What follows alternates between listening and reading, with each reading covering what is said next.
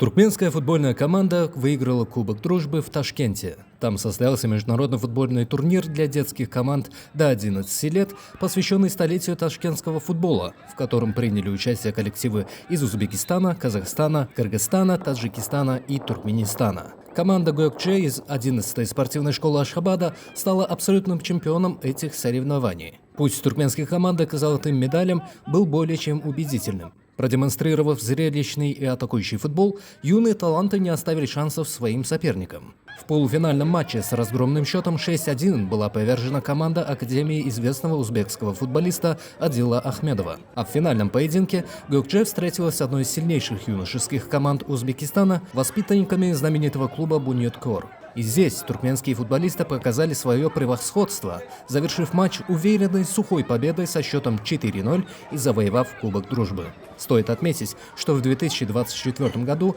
эта туркменская команда беспроигрышной серии победила на международном турнире в Узбекистане.